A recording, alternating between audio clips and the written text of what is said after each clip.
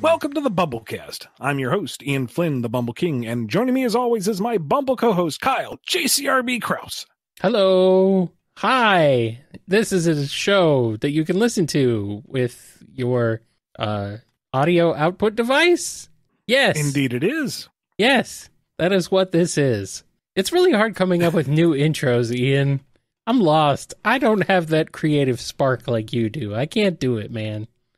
Well, I mean, it helps with the inspiration that comes from all our patrons over at patreon.com/BumbleKast, Ko-fi.com/BumbleKast, and our YouTube members. Well, that's convenient that you mentioned that because I have a whole bunch of questions from just those people right here.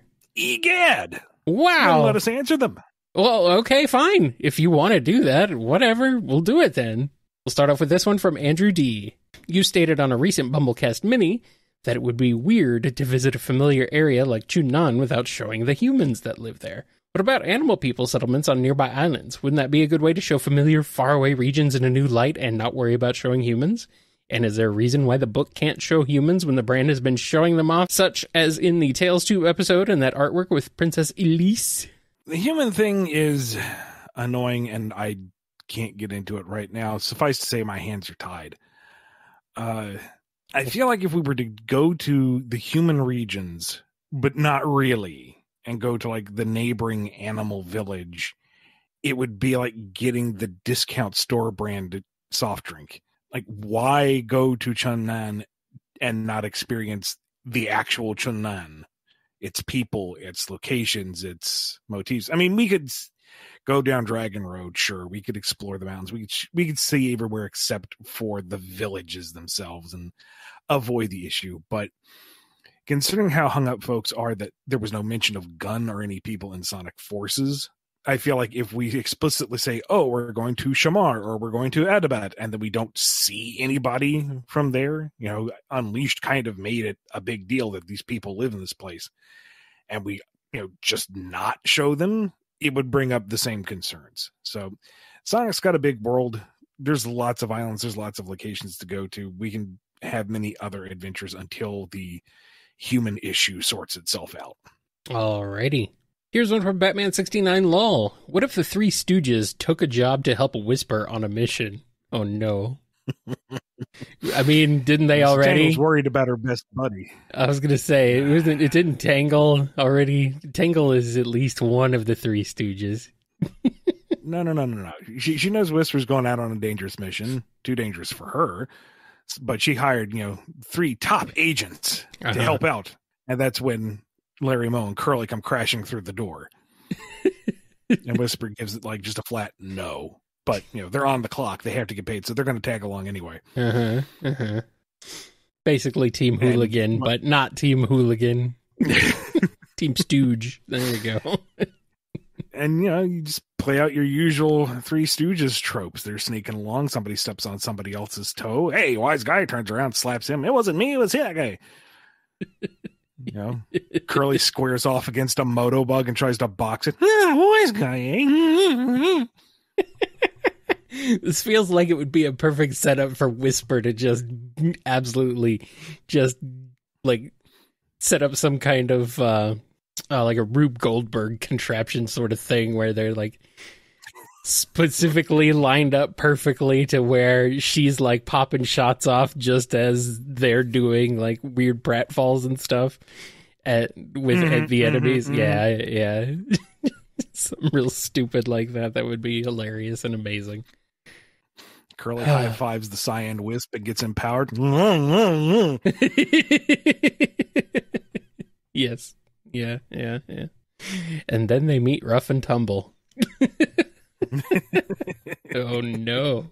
And that just turns into the entire slap shtick thing, but it's 5 of them instead of 3. Oh no. But also, oh yes. I'm ready. Let's do it. Here's one from Butter Noodles. Being based on the blue blur, both Scourge and Surge have similar tendencies to taunt their opponents and pick at their ego. So who's better at it? Who can more easily prod at their enemy's self-worth and make them rue the day they even dared to exist? Different avenues of attack. Like, Scourge is Sonic with a different coat of paint. So he's going to make it personal. He's going to like find the individual aspects of you and just harp on them in the worst possible take ever. Surge doesn't know anybody. She's new to the game. So she doesn't have that intimate knowledge. She isn't going to pick you apart on an intimate level. She's just going to make these broad, sweeping observations about you and make it very clear that you don't matter. You do not. She does not care. You are filth, and she is so far above you, and she's just going to enjoy grinding you into the dirt. Yeah. Despite their similarities on the surface, I feel like they are very distinct, different characters, which I think is a testament to everybody involved with her creation, I should say. So, good job, Ian. And others. And others, yes. All right, here's one from Damien That Hedge. So here's something I think is still unexplored. Has the Master Emerald given Knuckles some passive chaos neutralization? He managed to knock the super out of Sonic and take the emeralds. Would him fighting Shadow essentially set Shadow's chaos powers to 0? I don't think so. It's fun to kind of retroactively make that assumption for Sonic 3, but I don't think anybody was thinking that at the time, considering that the whole neutralization thing wasn't introduced until 10 years later or so? At least? Regardless. No, wait. 93? No. It was only 6 years. Still, point is, that wasn't part of it. And I kind of don't want him to have super emerald powers. I don't know. That feels like power creep, and he's just a solid dude. He's just strong, And I kind of like that more than any kind of mysticism. Has Knuckles ever fought Shadow? I don't think so. In official media? Yeah. No.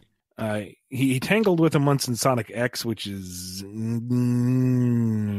barely considerable. Dubious. Archie did, tangled yeah. with him a few times in Archie, yeah, but Archie is, very much not mainline. No, not currently, no. I can't remember if they had to face off in the Rivals games or not. I'm sure they did at some point. But that's not like a fight. That was more of a, prelude to a race. I'm really curious how that would go. Be interesting. Because, Knuckles can knock the super out of Sonic, so... Then again, he did surprise him and got the jump on him. So if Sonic were prepared, I don't know how that would have changed things, but I don't know, man. It's this thing specifically that kind of makes me wish they'd stuck with the original plan and just had Sonic surf onto the island. Yeah. And because they found the sprites. The fan community found the unused sprites. Sonic was originally just going to surf up to the island. Yeah. And they're modded back in. Out to the emeralds. Yeah. The Supersonic intro, though, is so much cooler. It's iconic.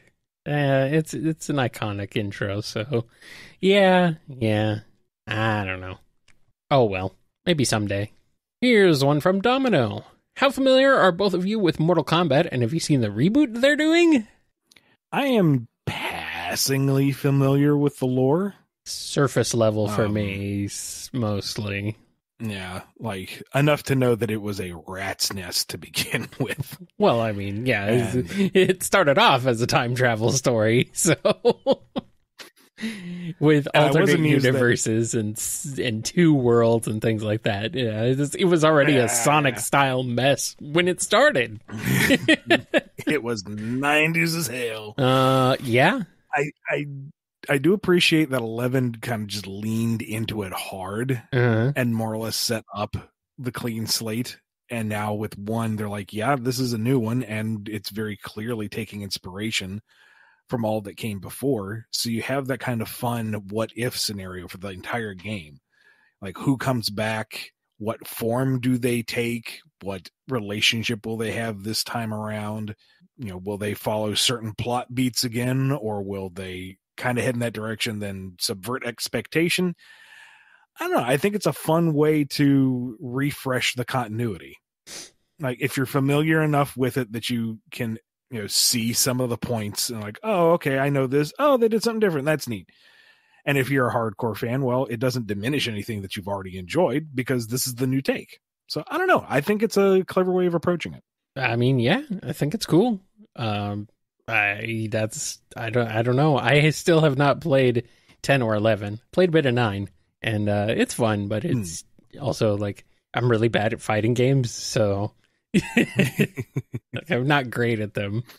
I'm not the kind of person who has the patience to learn moves and memorize them and everything.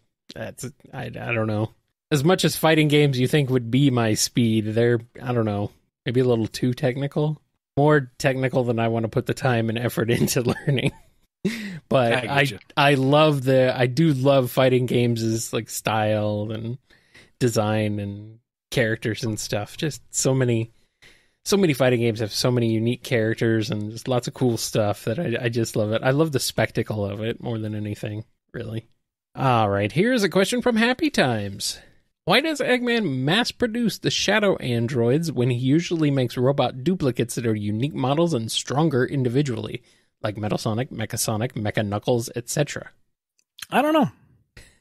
Maybe he just thinks that lowly of Shadow that he's just like, just churn out the clones. Who cares? Screw that guy. I mean, you could spitball it. Maybe like Metal Sonic is meant to be a very personal antithesis to Sonic, an answer to a problem, whereas Shadow is perhaps in his mind kind of his inheritance. His grandfather made this thing. It should be his. And oops, you almost lost it in re-entry that one time. Better make a bunch of duplicates. Just in case. You never know. Daddy, I want Shadow. We have Shadow at home. It's the Shadow androids. Why does Sage want Shadow? Weird. Well, it's cool. It's red and it's a red and black hedgehog. It's clearly designed for her. Oh, okay, fine. She's like red and white though. There's black on there. Okay, fine. Yeah, she just wants a friend. Poor Sage. Here's a question from Hero. In the June 24th, 2022 Q&A with Sonic, voiced by Junichi, it is in the official Japanese Sonic YouTube channel. Sonic seems to know who Kirby is, implying that he must have known the little guy from somewhere. My question is, how does he know the pink marshmallow? Is Smash Brothers canon? Or is it just something else that doesn't need to be dug deeper? I'm inclined to believe that's kind of almost Twitter takeover level. Like, it's kind of done in character, but it's also pretty clear just for funsies. So, it wouldn't, I don't think it would hurt to say Smash Brothers is, or at least Subspace Emissary counts, because, you know, that's a whole multiversal thing. But I wouldn't hang my hat on that one. I wouldn't worry too much about it. Yeah, we've had Sonic crossover with a few things here and there. I mean, if someone asked him about Pac-Man, he probably would have mentioned, yeah, I know Pac-Man. He's met Pac-Man at least a few times.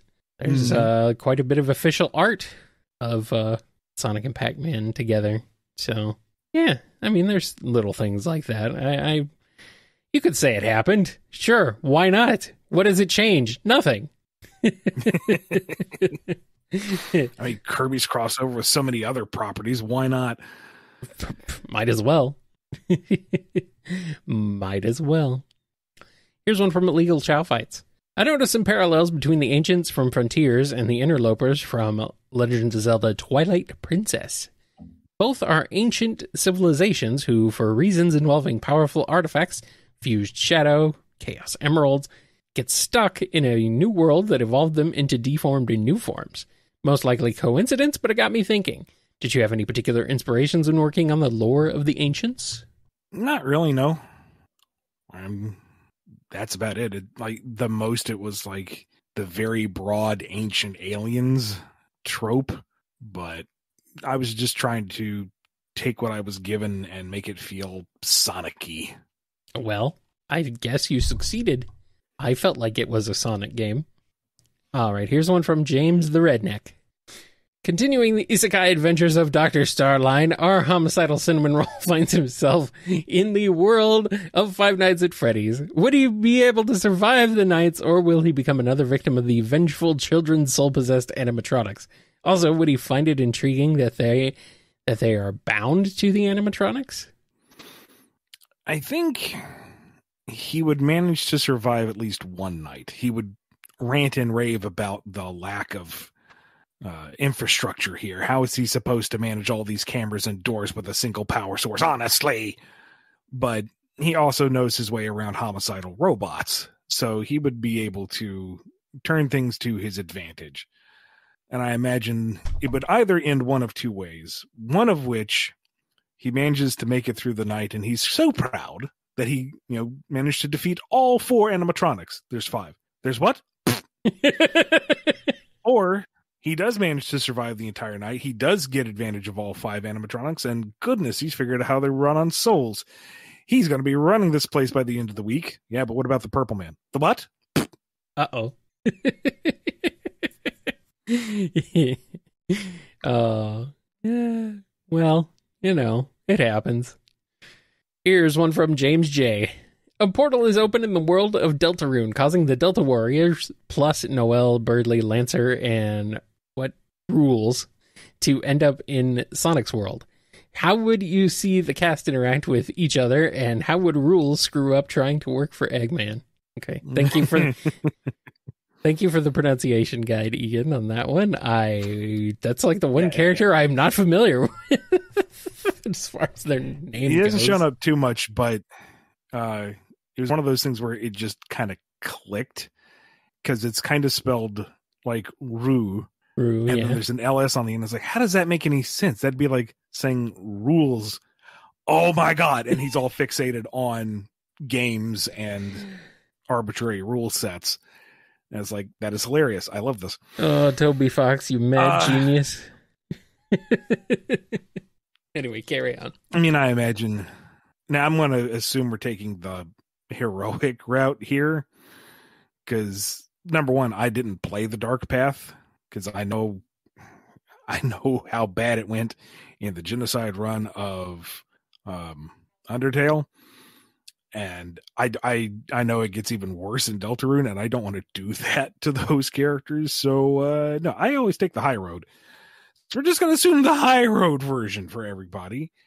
And, Noelle is sweet and innocent and, open enough. She'd get along fine with everybody. She and Amy would be instant best friends. That's no problem. Birdly would probably get on everybody's nerves, but he'd come around. He'd find his place eventually. Lancer would join Rough and Tumble because they're just cool dudes doing cool things. And by God, he would manage to perform the two of them. Yeah. And then they would create a hip hop group. Well, of course. What else would they do? And Rules would, make a point of introducing himself to Eggman because the man knows how to create a extravagant display and seems to have a love for games and game themed death matches and obstacles. So of course it's right up his alley. It's just he's inept and he's full of himself, and Eggman has very little patience for anyone who isn't already obnoxious. So Rules would probably get tossed in the trash compactor within, I'd say, 2 hours tops. And how and when would Spampton show up? What are you talking about? Spampton's already here. Oh, no. Oh, boy. He has arrived. Wait. Cubot, what's wrong with your voice box? Absolutely nothing, boss. I'm perfectly fine. Oh, no. I can imagine Spampton just like Eggman's at his computer. He's typing away. All of a sudden, like, Spampton faces start popping up all over his displays everywhere. Like, no! Make it stop! Oh, your elevator is down. Better take the stairs. But watch out! They're a tripping hazard. Oh, boy. Look at all these fuzzy, adorable animals. Put them in robot shells. I mean, Eggman's already doing that. I mean, that's really nothing new. Oh boy, good stuff. And our last question before we take a break is from MXGR17. Let's say Kit were to use an equivalent of the Dynamo Cage for him, where it boosted the power of his hydrokinesis, but also gave him more mental trauma, like with Surge. How would it boost his powers, use more liquids than just water, control blood, like bloodbending from Avatar, skips the middleman of kneading his pack and takes moisture directly from the air himself, potentially immediately surrounding heads with it to drown people. He has more control over freezing it, etc. How would the ensuing trauma manifest and make him act? Does he see everything as a Starline hallucination? Does he try attacking everyone and everything indiscriminately in a fit of rage, unable to actually tell who's who? Does he just cower and essentially turn into an even more volatile ticking bomb, waiting to explode in a shower of ice beers? Well, you've covered every possible answer I could give you already. I think the answer is yes. I mean, don't lead the question. Just ask the question. I'll answer it. I promise. Although bloodbending is pretty intense for Sonic. Yeah. I don't know if it would go that far. I mean, I get it. And I did like that, at least initially in Avatar, it was kind of a top tier technique with the bonus of the moon power. Yeah. I feel like making it too accessible is almost like when they started doing the whole Magneto controls the iron in your blood thing. like the first time he ever used it, he made somebody pass out over the course of a few minutes. It's like, okay, that's kind of neat. And then he's like crippling people and throwing people. So I would imagine if Kit had the dynamo cage himself, it would, I don't know if pull vapor straight out of the air is on the table. I feel like that's a bit much, but any open body of water, like anything remotely liquid around him, he could start swirling and flinging around with a greater degree of control and range. Like the pack that he has is about the upper limit of how much he can control within a given area. This would be, if it's within eyesight, he'd be able to cause the most terrible water slide you ever imagined. The whole city becomes a wave pool. Yeah. Thunder, rain, and lightning, danger, water rising, all that jazz. Worse than chaos. Likewise, the whole, watery dragon smashes out of the side of the building, and it's just Kit kind of hanging there in a mass. Mm-hmm.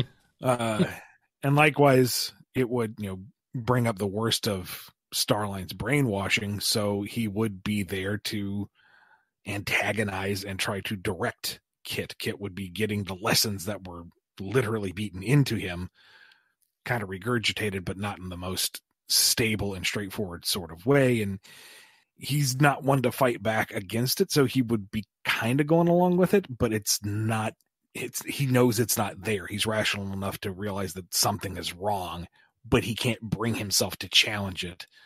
And so he would be lashing out in addition to his normal destructive tendencies, and it'd just be a bad time. Mm-hmm. There'd be a lot of property destruction. Yeah, and a lot of mental destruction on Kit's part. A lot of emotional damage. Oof, poor guy. Well, on that horrifyingly traumatic note, I guess we should take a break. Might as well. And we'll come back with more on the BumbleKast.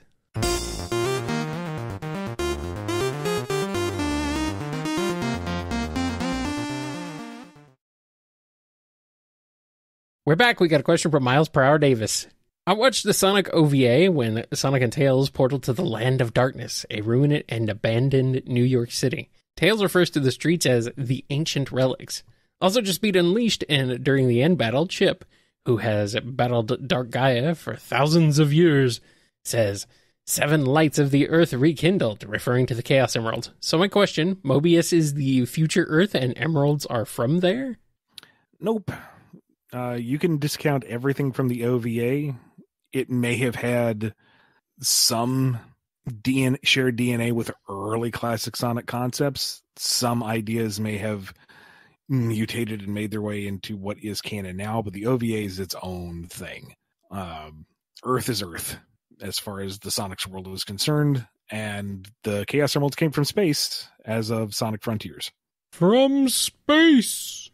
Then again, I'm being told that the 7 lights of Earth may just be referring to the Gaia temples and not necessarily the emeralds. But I would assume the emeralds, because the whole point of taking them to the temples was to rekindle their power. Oh, okay. Well, the temples aren't being rekindled, it's the emeralds, and they are very shiny, thus the lights.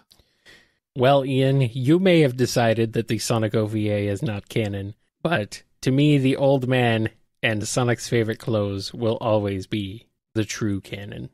And you know what? I am not going to challenge you on that. Okay, good. Good. Here's a question from the one true Enerjack. A lofty claim there.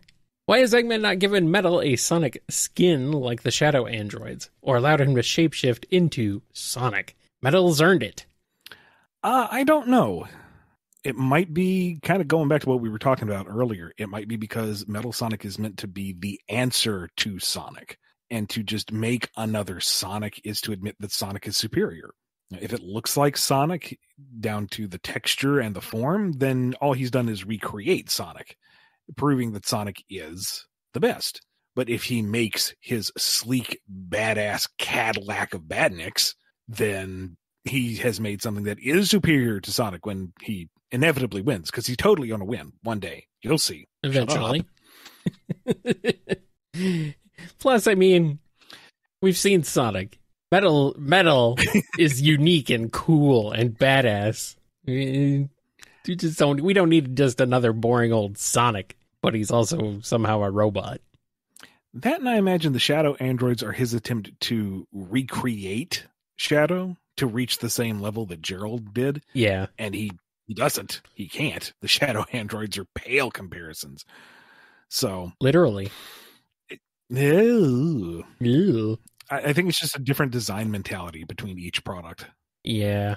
He wanted to make Sonic, but he's cool. And what's cooler than making him a robot who looks like a robot? Robots are cool. Eggman knows what's up. Here's a question from Pan Dolce. Let's continue with Starline's isekai adventures. Man, that guy just cannot catch a break. He's going on 2 isekai adventures in one episode. Every Saturday at 8. If there are multiple universes with infinite possibilities, what would be Starline's reaction if he landed on a universe where everything went like he wanted and he became Dr. Eggman's co-emperor? How is that universe, and how would he feel seeing his dream come true? He would be very hesitant at first, waiting for the shoe to drop. There's got to be something wrong. It's always wrong. But in this universe, Eggman listens to his input and actually debates back. And they don't agree on everything, but they do find a compromise. And together they rain terror and destruction upon the world. They win. They start moving across the solar system. They start galactic conquest. Everything is, theme parked, which is weird, but he can see the aesthetic of it. And you know what? It's kind of fun to do that instead of just everything being functional. Maybe he was a little wrong, and maybe he did go a little off the rails. Maybe he was a little prideful. It's okay. It's good to have this chance to revise and see where he went wrong. And now he's right where he belongs, right beside Dr. Eggman as they win everything. And that's when Eggman pulls the vile but inevitable betrayal, because there's nothing left to conquer. The only thing there that's worthy of conquest is the only other person vying for power. Bye, Starline. What about the Starline who is already there? Or does he just take the place of that Starline or something weird? Yeah, Quantum Leap-esque. Okay. If there is a Starline, if there is a Starline in that world, he becomes said Starline. Yeah. Got it. Okay. Fun. It would be funnier, though, if there were some other Starline, and that Starline is the one who offs our hero? Quote unquote. the hero of his isekai adventures? I mean... So what you're saying is, you travel from dimension to dimension, and upon death you reawaken in a new scenario? Yes, exactly. Happy trails. Bang. Exactly. Exactly. I should have seen that coming. Oh, he said too much. All right. We got a question here from Reckons. Let's say against all odds and plot mandates, Silver actually succeeds and makes a good future. After he says his goodbyes and heads home, Is it possible he'd arrive in that future to find Shadow and Omega just hanging out somewhere? How surprised is he? How unimpressed are they? Here's the thing, like, going by Sonic Colors DS, there is a good future. Like, he won. It is good, and then it just keeps coming under peril, maybe? It's not super clear. It's a good future, but it's only in Act 1. I can't get into it more than that, but I mean, Shadow, I don't know. I imagine Shadow and Omega are kind of just who they are across the ages. I mean, Shadow literally says, "This is who I am." Yeah. I think Omega would be bored, because if it's a good future, then there is no Eggman. There's no robots to destroy. Yeah. I mean, Shadow Silver, would just be did you bring me back a Motobug? I have not shot a Motobug in so many days, Silver. Please bring back a Motobug next time. Oh no, Moto. I have taken up knitting. I hate myself. Silver, bring me something to shoot. Oh.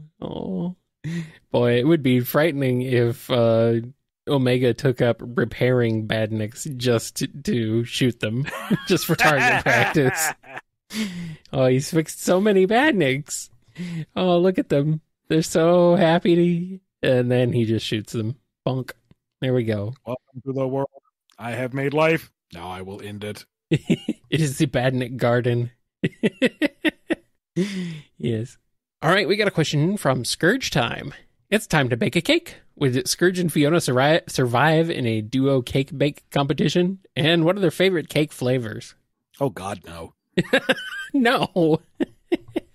Like, they wouldn't be able to cooperate to bake a cake. Fiona doesn't know how to bake. She knows maybe like survival food, but she doesn't know how to make, fluffy, sweet things. Are you crazy? And Scourge isn't going to be caught dead making his own food. He takes it from everybody else. He steals every meal he has. Well, that's how they win then. They just steal the best cake from another person by threatening their life and their family and everybody they love. And yeah. I mean, they don't so much lose the competition as they make everyone else lose too. Because the minute they've realized they're behind, they're going to sabotage all the other things. Well, yeah. Why is there a pound of salt in this cake? Oh, it's Dave, huh? Dave is there? I managed to win this. I can finally get out of that burger. He lost anyway. He put too much ground beef in his cake. But Ugh. I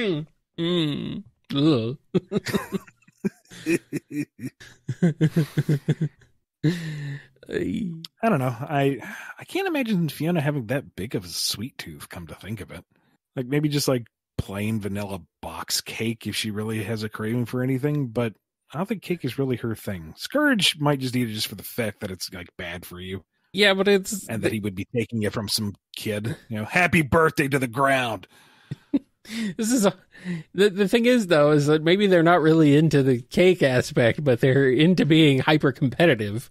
So sure, I could see that, except they don't know how to bake. But they're terrible at it to properly bake. Yeah. So it would just be a mess. Yeah. It would be a mess one way or the other. Yeah, pretty much.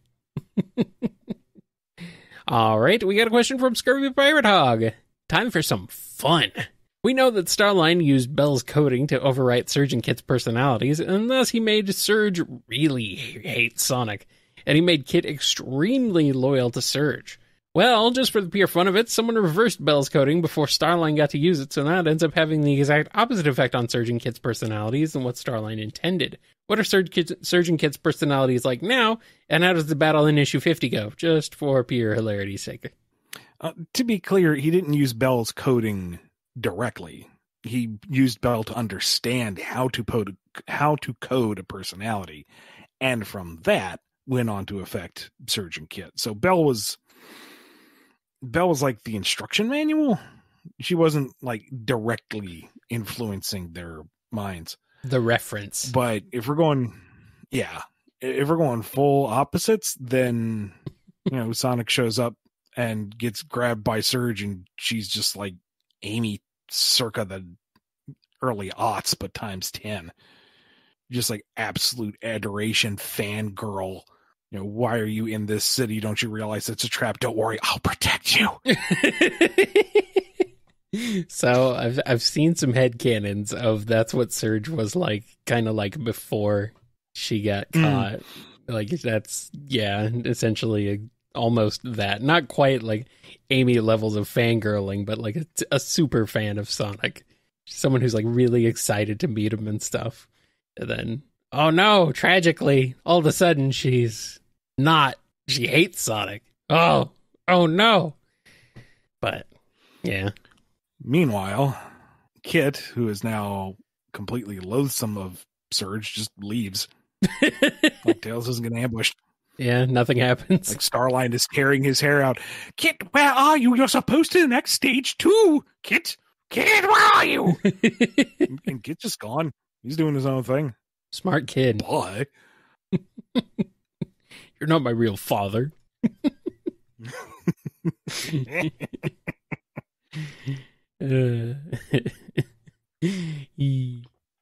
All right, here's one from the man who laughs last.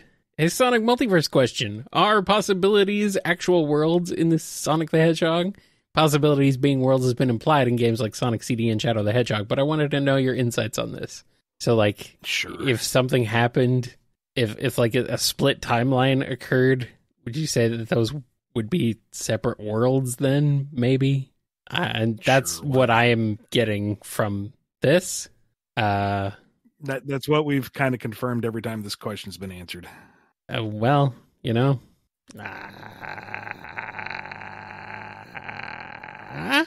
True Cosmic Digi has a question.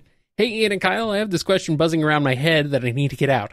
If IDW or Sega did a whole island of sweets that's home to a candy maker, how much would Eggman take over that island before Sonic and the game get there to stop him? P.S. It's a giant-sized island.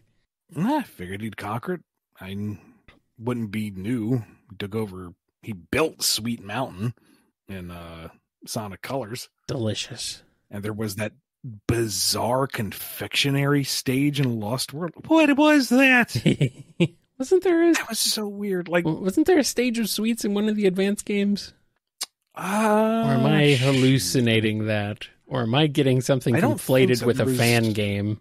There was like the Toy Island and the Music Island. I can't think of the sweets. Maybe that's why. Maybe that's what wrong. It was.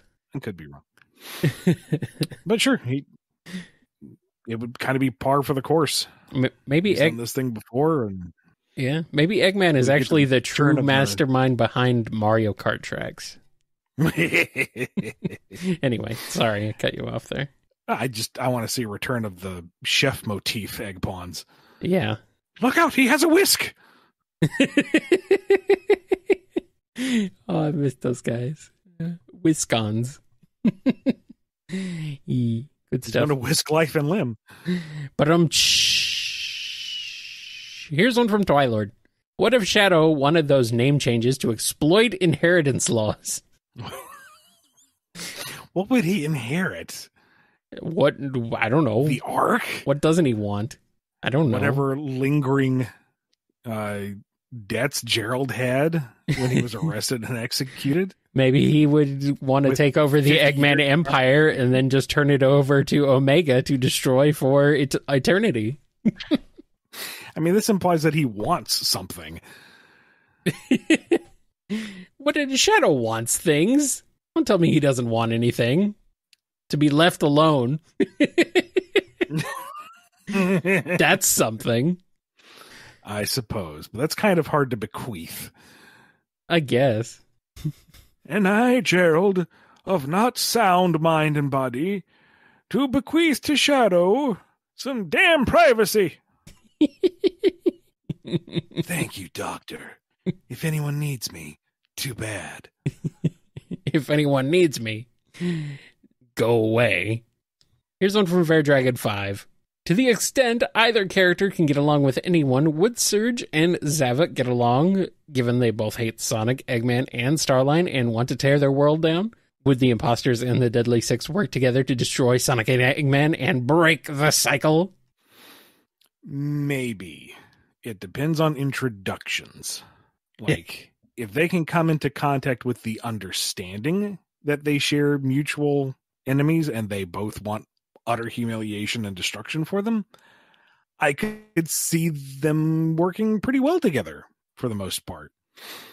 It's just, in the end, Zavok isn't going to allow for anyone other than a Zeddy to lay claim to victory. Surge would be a tool, a means to an end, and he would eventually turn on her. And Surge, who doesn't trust anybody anyway, would, be insulted by it, but not really heartbroken. So they would eventually turn on each other. But if they can get past the initial dislike of anything that breathes and find that common ground, yeah, they'd be a force to be reckoned with. Mm-hmm. All right. And we got one last question. It's from Conga.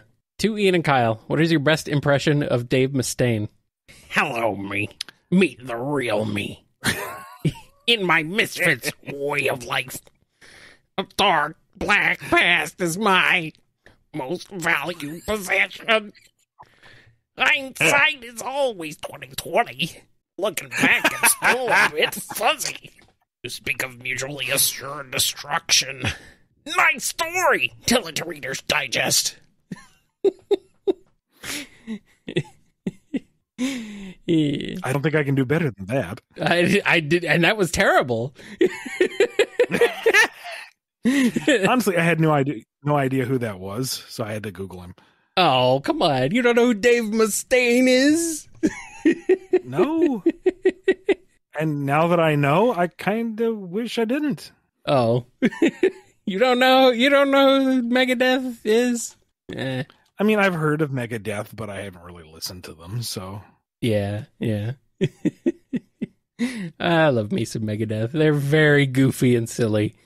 God, the music video for Sweating Bullets is so dumb. It's very 90s. It's so dumb, but it's like the song is also very dumb. It's very much that 90s try-hard, edgy sort of thing, which makes it hilarious and amazing, and that's why I love it. But yeah, it's terrible. But the Megadeth episode of Duck Dodgers, now that's legendary right there. I didn't see that one. That is a great episode. You should dig it up. It's only 10 minutes long. It's a Duck Dodgers, fairly recent 2000s cartoon, and an episode with with Dave Mustaine from Megadeth in it. And it's like, why? I don't know. It's so weird, but it's like one of the greatest things to ever happen. So yeah, there you go. And that'll do it for this edition of the BumbleKast. But before we go, we need to give a big thank you to our patrons over at patreon.com/BumbleKast, Ko-fi.com/BumbleKast, and our YouTube members.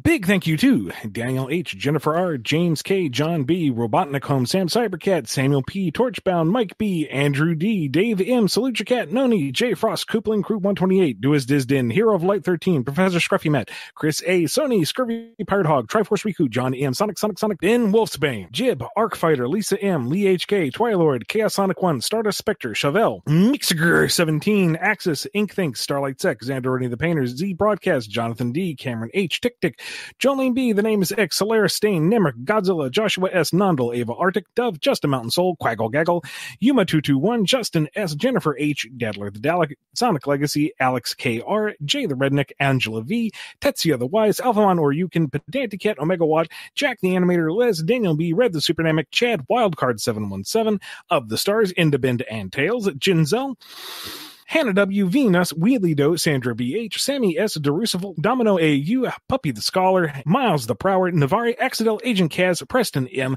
Four Sonic Fan, Noah M., Kyler A., Pigdan 20, Gojiro Highland, Awesome Caster, The Marble Gardener, Supersonic Fan, Radry, Aiden S., Chase L., Ozjam, Shimmy M., Sonic 84, Curly Quilts, Illegal Chow Fights, E200 Paragon, Smiley 21, Philip is Cold, Sterling Sonic, Conga, Windskull, Supernova, Superior Pizza, Sonic Padge, Thickoff Morris, Omega Man 21, Thievius, In Zephyr, Dominic the Raccoon, Planet Breezy, Subliminal, Gino the Puppet, Miggy Sawdust, Rocco D, Unity, Lori L, Jason G, Nils Vlad, Sheen, Lemur Chicken, Miss Nazumi, SB, My Fish Eats Rocks, The ID Card, Jonathan F, Hip Kid Brick, Levi C, Amazing, Samoth S, Dead Air, Luke R, Michael P, Chill Pangolin, Adrian W, Knuckle Sandwich 87, Fang, M Blewett, Miles, Full Prower, Cool Christy 1, Asher, Lacey M, Alejandro 333777, Loose, Noah I, Native Nerd, Lucky Lychee, Spiral, Salato 02, Ultra Guy, Raccoon Shinobi, Normal Person, Marcy H, Caswell, Mr. Murderbird, The Giant Murdering Bird, Trocon H, C.S. Lewis Fan, Blahaj Blast, The Phantomist, Crowbo, Noob 600, Sonic Mania 2099, Hadronis, Paley, Calico Paintbrush, Guts, William M, Silver Moon TK1, Pit Viper, Icy Wolf, North Salt 15, Riley J, Relaxed Hoodie, Jihan S, Snow Pear, The Man of Multimedia, Foofy 93, Mrs. Nippy, Florian, Call Me Ryan, All Peachy, Onion Girl, Charlie B, Jamal S, Wheels 2D2 Hedgehog, Metamode, Frost the Hobbidon, Danny the Light, Buttered Noodles, Miles Prower D, L Technopada, True Cosmic Digilab 79, Razor, Travis H, Hero Squad, Kaizen MN, Damien That Hedge, Happy Times, James J, The One True Interjack, Ricky, Sneaker Backwards, Tyler M, Twilord, and Bear Dragon 5. Did you do that on purpose? Yeah. Okay. I was going to say, it seemed a little too convenient. I know I was saying it wrong as soon as I started. It's like, go for the bit. Oh, okay. I was wondering if you intentionally were doing it wrong, if it was like something you thought up before. I was going off the road and decided to turn it into a sick flip. Okay, good. Nice drift there. No Santa this time. No double Twilords all the way across the sky. So intense. Wow. That is a insane list of 200 and something names. I don't even know how that is possible, Ian. Like how are there just even a bunch of inquisitive and generous people out there? How are there even that many people? Like I don't know. I'm so confused. Imagine all the people asking Q&A. That's going to wrap us up for this BumbleKast. Be good to yourselves, be good to each other, and we will see you next time. Sweating bullets! Da-da-da. All right, that's it. That's enough. That is enough nonsense for now. Just kidding. It's always nonsense around here. Hi there, Kit. You look like you need to relax. Have you tried waterboarding? No!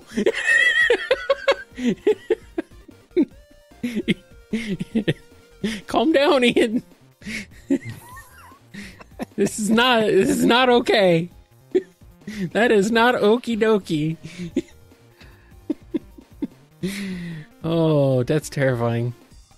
Act now and get another homicide. Absolutely free. No, I don't want that. I don't want that. You've been listening to the BumbleKast, a co-production of Bumble King Comics and the KNGI Network.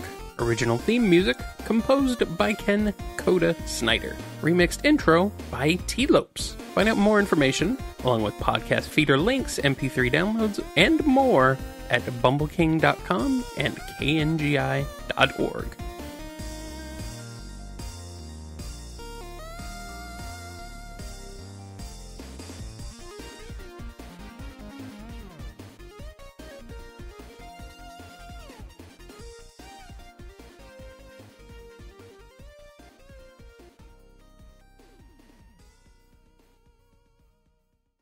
I get contact from work, and it's like, okay, I gotta do that first. Well, tell them to screw off. Now you're doing your other work. Well, can't do that. Oh, they could have waited for you to do your thing that you're doing. I'm kidding. Maybe. Be a little. Never fails, though, huh? It's been that kind of month. Yeah. I assume you've been busy, because we haven't had much time. You haven't come to me like, hey, let's record something. No, that was my intention. Yeah, I know. But no. No, that's okay. So let's get started before something else happens. All right, fine.